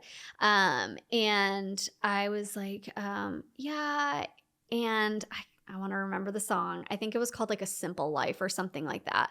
It was this very like angsty song. And she was like, oh, I like that song. And, we listened to it together. And I remember that I was like in her office and she had like a bunch of toys and like fidgety toys. And I like to fidget. So she's like, here, you can have this. So I was like playing with this like horse, this like rubber horse that like you could make its legs like, I don't know. It was like this little tiny horse. And, I started going and seeing her like on a weekly basis. And she really, really, I only saw her like a few times. But the reason why she like stands out to me so much is because she was the first person that told me essentially like, you're not alone. There's other people that deal with this. Yeah. And you know what? There are solutions. There is a light at the end of the tunnel. Like she told me like it was going to be okay. And I think that was so important for me. And so I remember, because I told you, from the moment that I moved there to the moment that I moved back, I had told my parents, I want to move back. I want to move back. I want to move back. I never stopped that. So eventually my mom came to me and was like, okay, we'll let you move back. And I was like, yes, like I was so happy. I was so happy that I was able to move back. I think that's just like what I needed for me too. I thought that was also going to be the thing that cured my OCD too. I don't know why. But I thought like, okay, if I just move back, I can just leave my OCD here and I'll be good. Like I can just move back and, continue my life like normal. So I remember like my last session with this therapist and, I told her I was like, I'm moving back. And she was like, okay, like, and I was still like in the thick of it. Like I was still very much struggling with this. And so I kind of like felt sad leaving her, but I was just like, yeah, I'm moving back. And she was like, okay, well, it was, a pleasure working with you. And please like reach out to me if you need anything. And she was like, oh, and by the way, like you can have this horse. I know that you really liked, playing with it during our sessions. And I still have that horse. Like I don't know why it was like something that just like meant so much to me. So I kept that horse and it just like reminds me of that like moment in my life. And it was it was hard leaving her, but again I thought it was something that was going to be best for me if I moved back. And so I ended up moving back. And my mom, I knew she really struggled with that, and that was like a really hard decision for her, was to let me go essentially. And I think for her, it kind of felt like, I don't know if she felt like, am I a bad mom for like making, like letting her go back? Like, am I just like not being a mother by letting her move back? But also like, she's really struggling here. She's unhappy. Like she wants to go back. And eventually she let me, and I did go back. And unfortunately, the OCD was not left in Royal Oak. It did come with me. But I think, having some familiarity back and having my old friends back and starting school with people that I recognized and I knew, I think that did kind of give me some distraction. And so I think that like when I moved back, it did get better, like a little bit. There was still that struggle there, but I think it got a little bit better. But still. Those intrusive thoughts were still there. And I couldn't kick them. And again, it was especially bad at night. Because again, that's when you're alone. That's when you're just kind of like laying there in your thoughts. And so it was very difficult for me to fall asleep because these thoughts would just be running, and I still had the praying thing. Like I would still have to pray. That did not kick for a while. And it was just it was still very hard. And I was like, man, like I did the therapy. I did the whole 5 sessions of therapy. I should be healed by now. And it just wasn't the case. And I was like, okay, my mom was still asking me about it. She was like, how's this going? Like, how's the praying thing? Because at this point, this was the point that she was like, oh, this isn't like normal praying. This is like obsessive praying. This is like obsessive religious thoughts. She's obsessing over religion. And she was like, this is a problem. And I need to, and I think that was what was really hard about her letting me go back home, was because she wasn't coming with me. Right.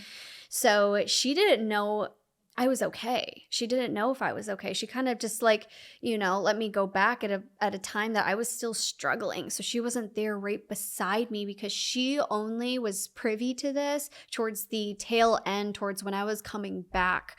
And so that was really, really hard for her.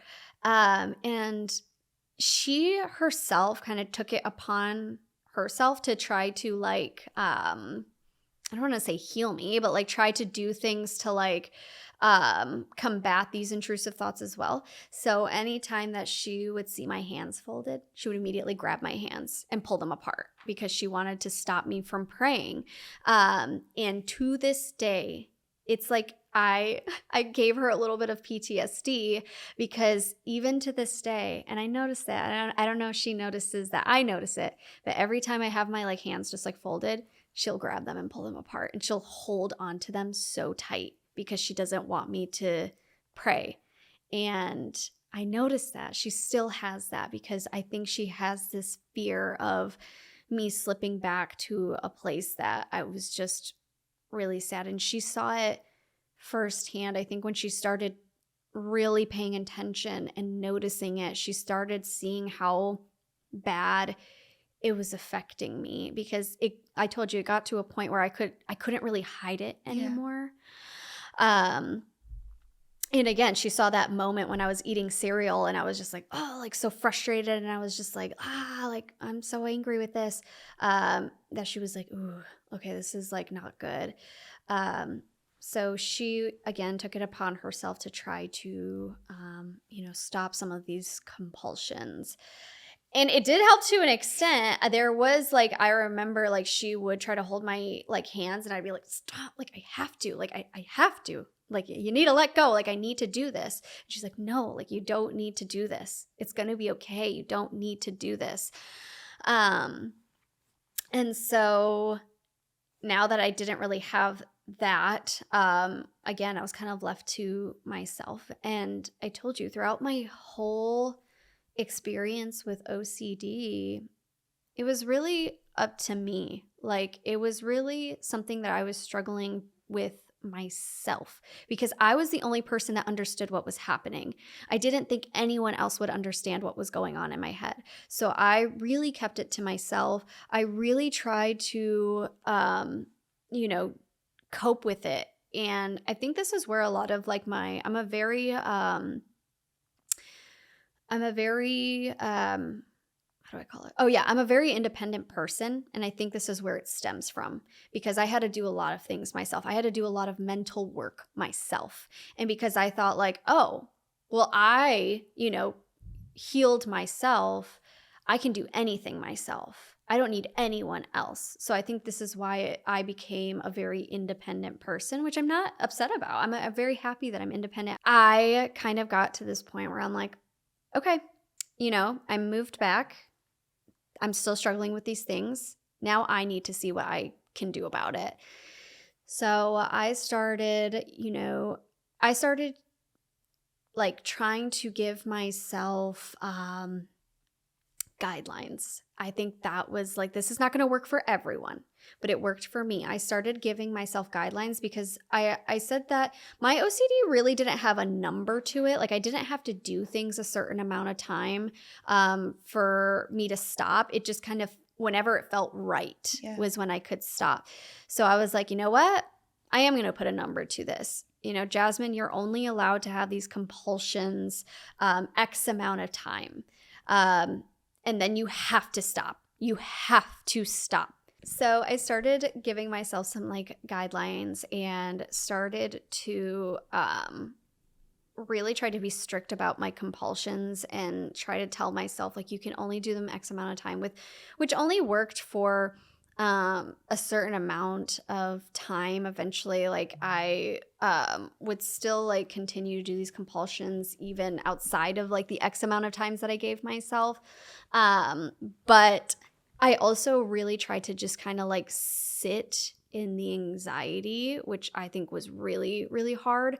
But I really tried to like just allow myself to go as long as possible without having to do these compulsions and just say like, you know what, just sit in this anxiety for a little bit, just sit in it and see if you can overcome it. And that was really, really hard. And eventually I just couldn't do it. Like it was still very hard. And again, this is why I'm saying like, you can't just tell someone with OCD not to do these compulsions because it just doesn't work. But then I was like, honestly, I think the only thing that's going to help me is to tell someone about it. And so I started talking to my dad as well, that I was having these thoughts. And he was like, okay, well, let's, talk to the doctor. Let's see if we can get some medication. And because I was so over it at this time, I was like, okay. Open to it, yeah. Fine. You know what? Whatever's sure. going to make it stop. Whatever's going to make it stop. So we went to the doctor. I was put on anxiety medication. And I don't know, like, if my mind is just easily persuaded or, like, it was, like, the placebo effect. But I really thought, like, it worked. And maybe it did. Maybe it did. It really did work for me. It kind of just, like, helped ease, like, the amount of intrusive thoughts that I would have. It kind of helped with that. I think still there was a lot of work that I had to do myself. But eventually it started getting easier and easier and easier, and I wouldn't have as many thoughts. And then it kind of got to the point where it would really only happen at night. So it kind of continued or kind of reverted back to, when I was in like middle school, where it really only happened at home behind closed doors, but not so much in school. And were you still going to therapy, or you didn't? So I tried and this is where I think I just got lucky with the first one, right. But I strongly believe like finding a therapist is like dating. Like it's hard. It's very hard. Mm-hmm. And so I tried another therapist, and I'm sorry, this woman just like it didn't work. It did not work. I tried to explain to her like what was going on. And even she looked at me like, huh? Like she just didn't understand what I was like saying. And I was like, oh, okay. And it's unfortunate because it's like if that was the first time you tried it, you might have stopped right there. Exactly. And then wouldn't have had any good experience. 100%. I believe that. I really believe that. I think the only reason why I was so open to trying it again was because I had a positive experience. Not a lot of people have positive experiences. Right. So now I've kind of like gotten to this point where it was manageable. It wasn't something that was like I felt like was destroying my life. Like when I feel like myself now, or look at myself now and look at myself back then it was a very short amount of time too. Let me also, say this, that time, that point where it was really bad, when I was like having these suicidal ideations, like this amount of time was like really just like a year, maybe. So it wasn't like a few years. It was just a year that it got really bad. But I still had OCD. Like outside of that, I still have it. Just, spoiler alert, I still have OCD. It's something that I'm going to carry with me. But are you still on medication for it? I am not. Okay. Actually. And I'll talk about that too. Ahead. Oh, I'm sorry. I was just going to ask you, how long were you on the medication for? Yeah. Oh, okay. So I was on medication 8 years. Wow, I okay. was on it for 8 years. All of high school and all of college, I was Okay. on medication for 8 years. And it did help quiet the thoughts a little bit.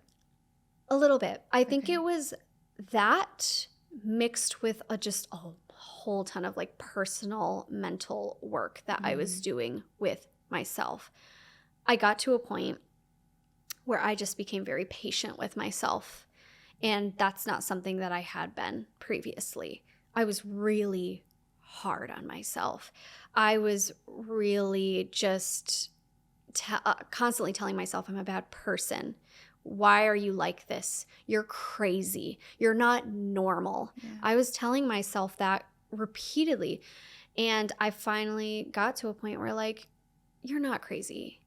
It's okay. You're going to be okay. And we're going to get through this together, Jasmin. Like, I'm telling myself that. And I started gaining a lot of sympathy for myself. And I started saying, like, you have gone so long dealing with this. You know, you should be very proud of where you've come, and how long you've been struggling with, not even proud, but just like, I don't know what the word is, but for the amount of time that I've been struggling with this, like, you should have some sympathy Yeah. towards yourself. Um, and so I started, talking to myself more kindly too, and also started to remind myself that you're not alone, that 100,000 million people have this, right? However many people are on earth, right? Like, someone out of all those people, someone else does have this, and it's okay.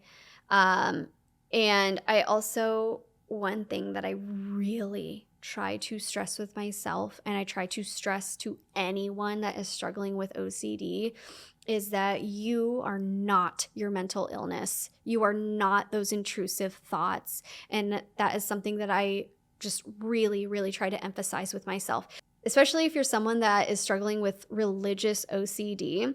Separate your religious OCD from your religion, because those scrupulous thoughts, that OCD, those compulsions are not who you are. They're not your religion. There's something separately from all of that. It is a mental disorder. It's a mental illness, however you want to look at it. And you need to almost, like, for me, it helped me, like, categorizing it and Yeah. understanding it too. That was also something that I did, is I did more research on it. I wanted to understand what was happening to me and understand that, yes, I am not these intrusive thoughts, because, and this is how I know that I am not these intrusive thoughts. This is how I know that someone else isn't these intrusive thoughts. It's because you are not acting upon them, right? And so that's how I know that this isn't who I am. So especially for, someone who has these OCD thoughts of, like, harming other people, they get really down on themselves. Like, why would I think that? Why would I think of harming other people? That's not who I am. And you're right. That is not who you are. Unless you are actively harming other people and acting upon those thoughts, you are not your thoughts.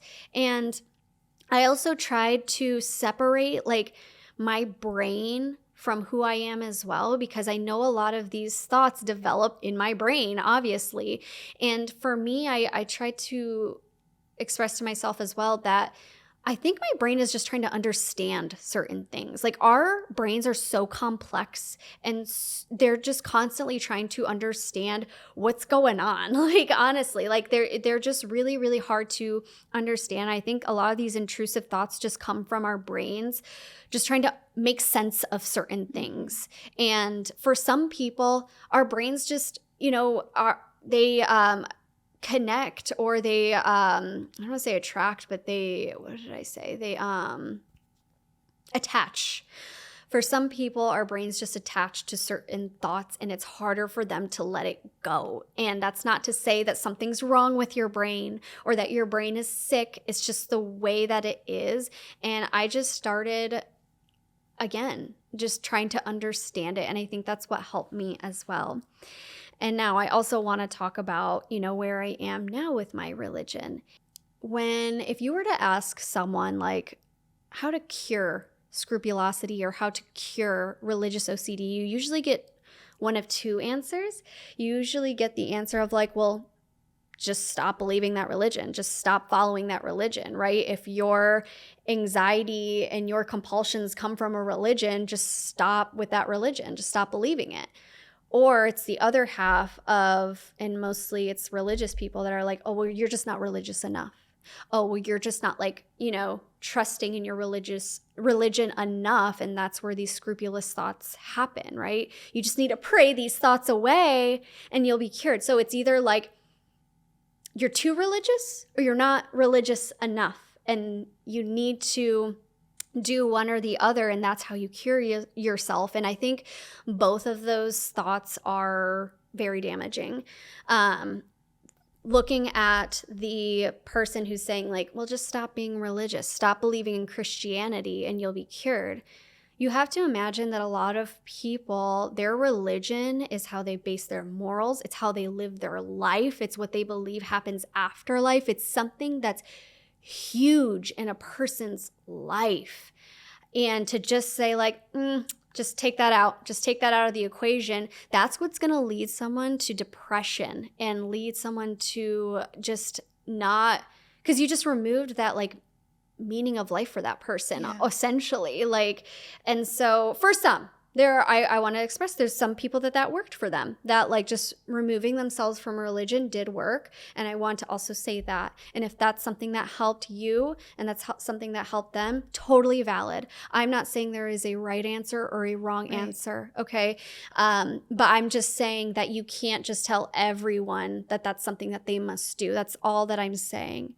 Now, looking at the other half of, the people who say like, well, you're just not religious enough. You need to dive into religion even deeper, and that's what's going to cure you. Like that, I think is just as damaging as well. And here's the thing. I still consider myself a Christian, and probably what I'm going to say, I'm not going to be, the biggest fan of a lot of Christians by saying this, but the reason why I think that can be just as damaging is because if you take someone who's already obsessed with religion and you tell them to dive even deeper, their obsessions are just going to become bigger and bigger and bigger. I think that they need to heal themselves first, and then they can.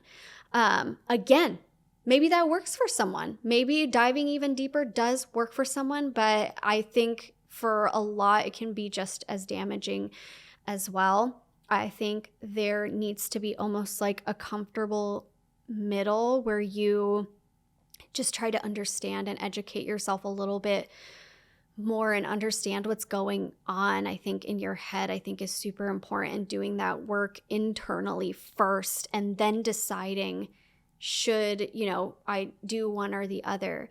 Because for me, this is what I did. And this is just me. This is what I did. I felt like in that moment, okay, I needed to step away from religion, because maybe that's just like what I need to do to like heal myself. It's something that's causing me a lot of like internal harm. But then again, I still had those intrusive thoughts saying like, well, if you step away from religion, you're a bad person. You're not going to, go to heaven because of that. And so I still had those thoughts, but this is what I did. I just like, I had like a moment with myself and a moment, with God and my religion. I was like, listen, God, I need to step away for a second. I'm going to come back, but I need to step away for a second and work on myself. I promise I'll be back. I know that there's going to be a lot of Christians that disagree with that, but that's just what I had to do. And I think that those Christians that feel like that's wrong, they didn't go through what I went through. Okay. So I had to do that for myself. And in me, I felt in my spirit that God was like, okay, gotcha. So I took that time to really heal myself. And I did find myself coming back. I did find my way back. And now my relationship with religion looks very, very different. I am very careful, with myself to make sure that I don't fall back into any compulsions and obsessions. I'm very, very careful with that. I try to remind myself that for me personally, there is no right or wrong. There is no rule book, that my spirituality is very personal to me and personal to God, and that is it. I am not going to let anyone tell me what's right or what's wrong. And I think that's also what was very damaging when I was dealing with a lot of religious OCD, is that, I saw like videos, or I heard, sermons of people telling, their not followers, but their, what are the people called Audience? in church?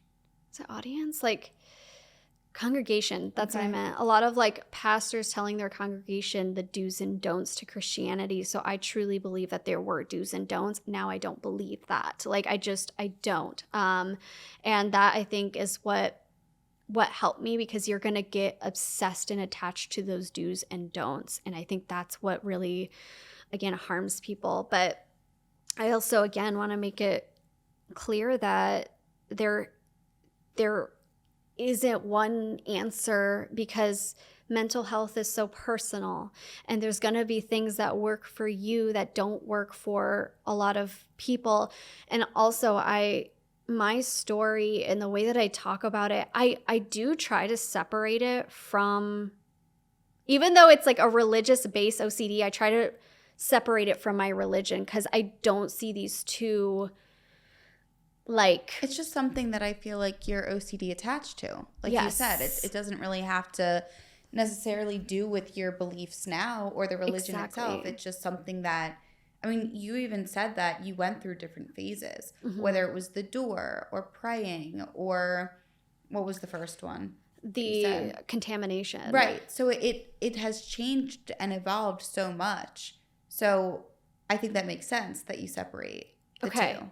I wanted to make sure that I was. Yeah. And I wanted to, make sure that, like, the reason I'm saying this in the way that I'm saying it is because I want people to understand that you can go one of two ways. You can decide to leave the religion as a whole, and if you decide that leaving the religion is what's going to be best for you, that's what's going to be best for you. Right. I totally understand that. But if you're the other half that is like, I don't want to leave my religion, I love my religion.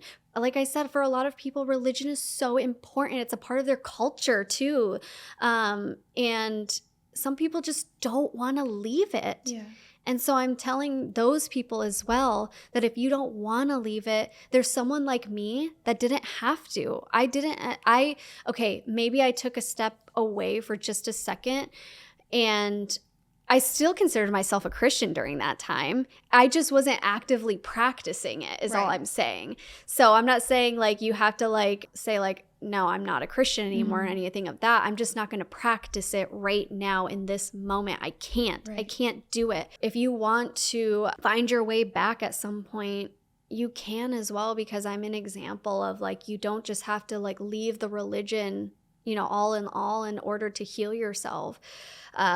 It's just about like finding what works for you. And honestly, I'm very grateful for what I went through now, because number one, I have a lot of sympathy for people with mental health and what they're going through. I have a lot of sympathy for people that say like, man, I have thoughts that no one will understand, because I get it and I understand. I do understand you, because I felt the same way. I want people to know that they're not alone. I want people to understand too that there is a light at the end of the tunnel, and to not give up. Don't give up.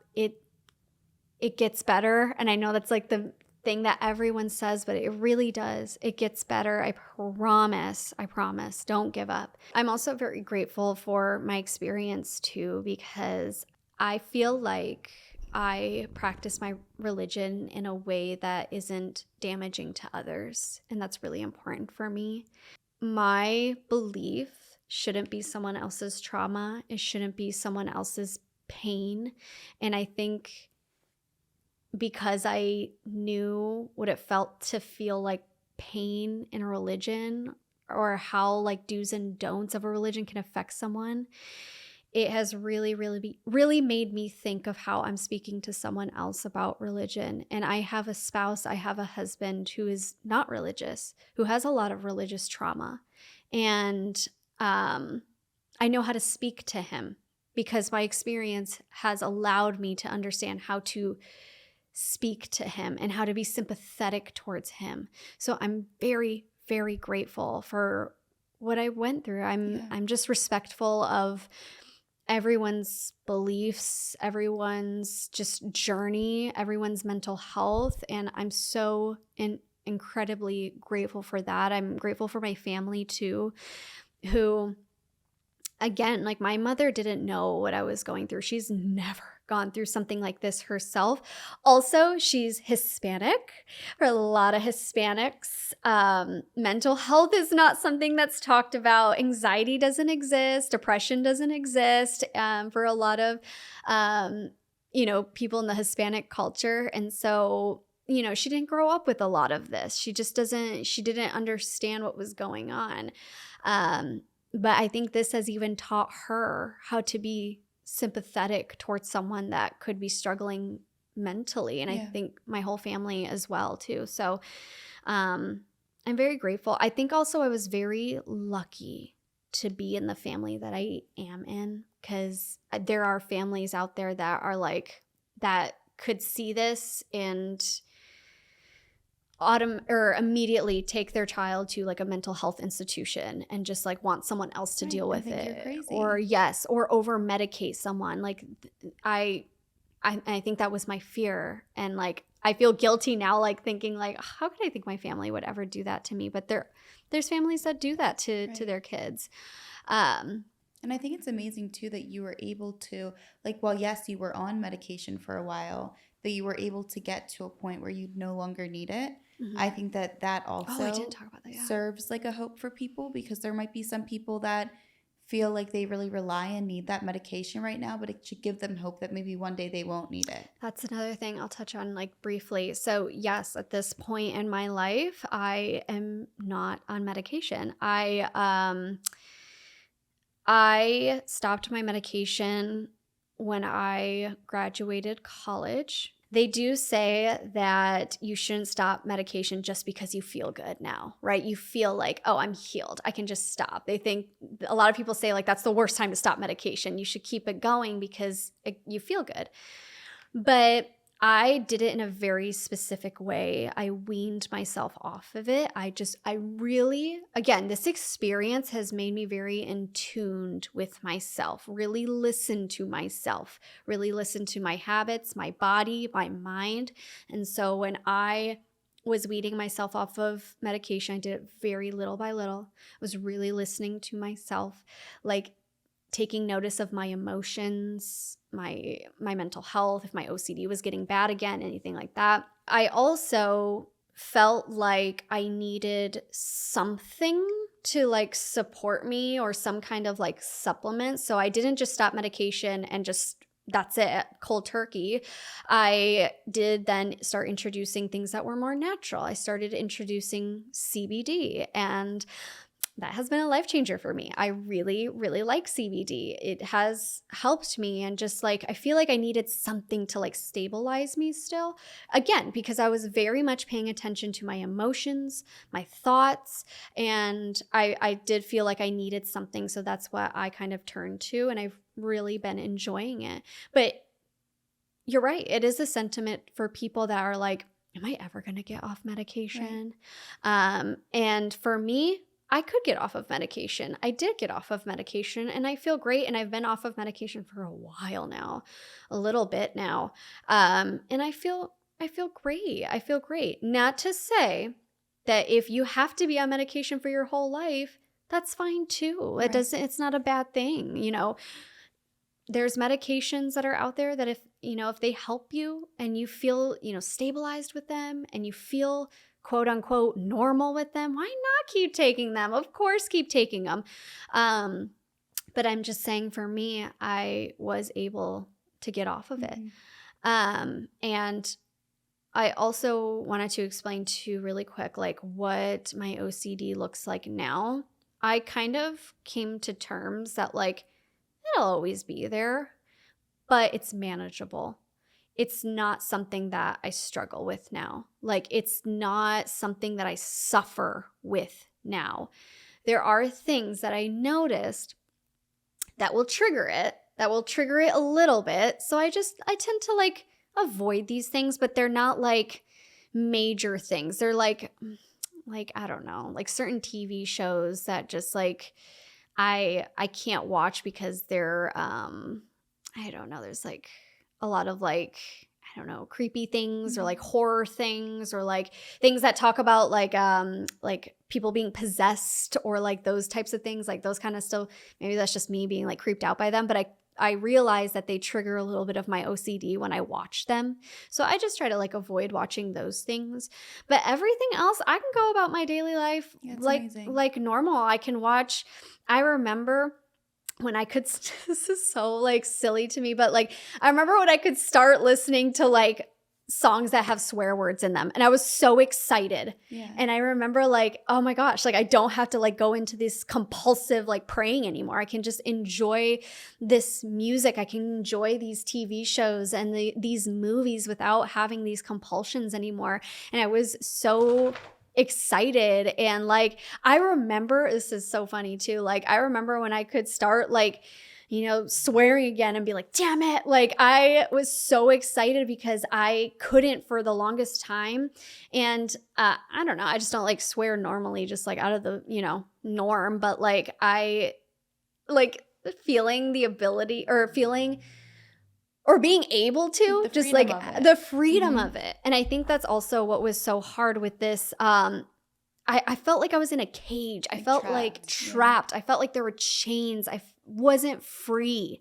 And now I feel free. I can swear if I want to. I can listen to anything that I want. I can wear any color when I could start wearing like red again or even like look and eat things that were red. Like I was so excited. And that's why I chose to wear this color today because it just, I feel like it shows the freedom that I have now. I have this freedom and I feel like I'm me. Back then, I didn't feel like I was me. I felt like I remember telling someone like I felt like a puppet and there was something like I was almost like a marionette and someone was like controlling me. That's what it felt like. And now those strings are detached and I feel like I'm me again. I really do. Um, so yeah, I just wanted to talk about this and, make sure people know that they're not alone and that this is very common. Mhm. I think it's a lot more common than people think.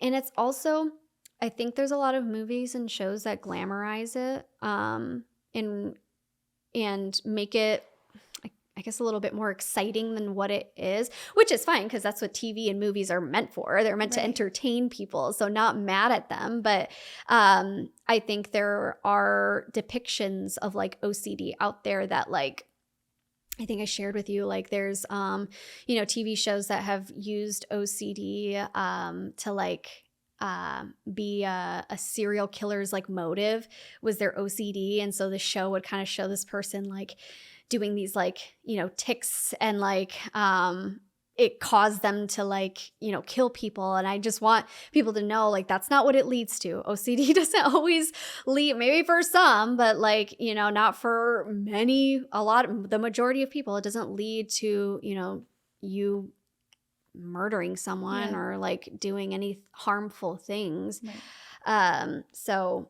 I just wanted to kind of say that too. Yeah, and I think, like I said before, I think you have done more than an incredible job of explaining it, not only from your perspective and your experience, but as a whole. Because I think that, we live in a society, in a world where we hear anxiety and OCD very often, but we don't always realize how severe it can be because it's invisible. We It's don't know, yeah, like invisible. we don't know what's going on in someone else's mind, what they're dealing with, what they're struggling with. And I think it's very easy for people to want to just deal with it on their own and bottle things up. And I feel like you kind of break that silence as well to say, you also on that flip side, you know how it felt to want to keep it inside and bottle it up and not talk Hmm. to anybody. but why it's safe and important to speak up about it. Mm-hmm. And obviously, everybody's going to come from a different family and have a different experience, and it might That's not be, true. it might not be Safe. as safe, which is really unfortunate and It's sad. true. But I do think there's always somebody that you can talk to, and it's better to open up than to not, because Mm-hmm. no one should have to battle these things on their own. It can Mm-mm. be so challenging and isolating. Mm-hmm. And yeah, like I said, I think you did such a great job of really Thank you. explaining it and making people see OCD from a very different angle, and not just OCD, like the term that we hear. You really showed it in a way that was so detailed and really makes you see how it can progress as well. Yeah, absolutely. And that's the thing. I think I said this in the beginning. Like, from like now until like the end of time, you could have multiple guests come on here talking about their OCD, and each person's story is going to be completely Yep. different. Their compulsions are going to be completely The different. severity, The everything, severity, right? I mean, every single person goes through it differently. Um, and yeah, I did want to talk about how it can, because I think for a lot of people too, it's misunderstood. Hmm. And I think for a lot of people it's like, oh, you just like to have your room cleaned, or Right. like, oh, you just like to have things very organized, which it Hmm. absolutely can become OCD 100%. But just, having your room clean and having things organized isn't necessarily, right, OCD. It's when it starts hindering your day-to-day Yeah. life and you start like, not leaving your room until it's clean. That's Or when thinking that something bad is going to or happen. something Right. bad's gonna happen because you don't clean your room. That's when it becomes that OCD. So Hmm. yeah, I wanted to tell my No, story. you did amazing. Seriously, incredible job. And thank you so much for wanting to Of come on here course. and share your experience and your story. It means so much to me. And I'm so happy that you wanted to do it on my podcast. Of course. I'm so honored.